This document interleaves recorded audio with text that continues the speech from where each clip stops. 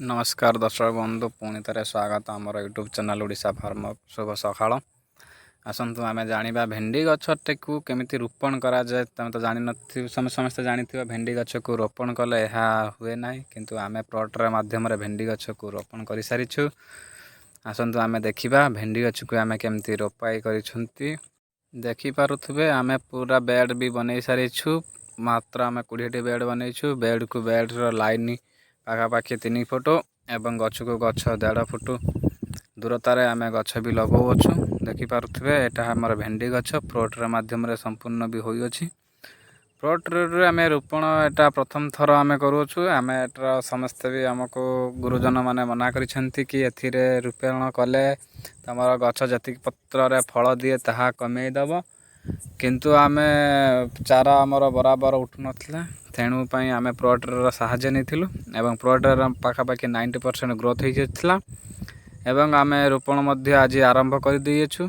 आपण माने भी देखि पारुथबे गछटी आम केमती रोपण करूछु एवं गछ प्लॉटर माध्यम आम रोपण करूछु। पूरा का पूरा प्लॉट आमर 4टा प्लॉट बनईछु। गोटे साइड भेंडी, गोटे साइड बाइगण, गोटे साइड लंका एवं आम गोटे पट जोटा भेंडी पट लगुच आपण मैंने देखिपे भेंडी आम केमती लगौछु।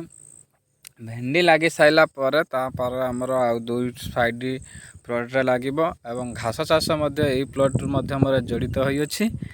आपण मैंने जदि देखापी चाहते आमर पूर्व वीडियो सहित भी देखिपे घास चाष केमती कर घास चाष भी संपूर्ण वीडियो आमर यूट्यूब माध्यम दि तो देखिपे वीडियो माध्यम आमर गछ संपूर्ण भाव में केमती रोपाई चली अच्छी भाई जनक रोपण भी करुछंती। प्लॉटर देखिपे ग्रोथ एटा आमर सेकंड बैच घास केमती भी पूरा कोलिफ स्टाइल देखिपे गछर ग्रोथ भी संपूर्ण भाव में आम एमती आमती ही रोपण करुछु। आपण एरिया केमती कौन आप रोपण करमको कमेंट माध्यम भी जनातु। पूरा का पूरा ड्रिप इरिगेशन माध्यम भी होइछि। आसतु आम जाना केमती कौन करुछंती भाई जनक।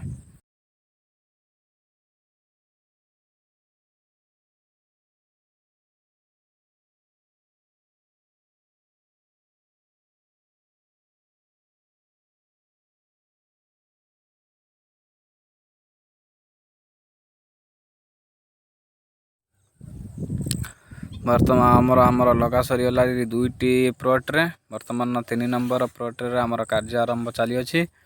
3 नंबर प्लॉट्रे धन्यवाद दर्शक बंधु। जदि वीडियोटी आमर पसंद है ताले लाइक करंतु, कमेंट करंतु, शेयर करंतु एवं सब्सक्राइब करने को भूलंतु नहीं। नेक्स्ट वीडियो रे आमे आपण मानक भी देखाइबु बैगण आउ भेंडी केमती रोपण होइछि।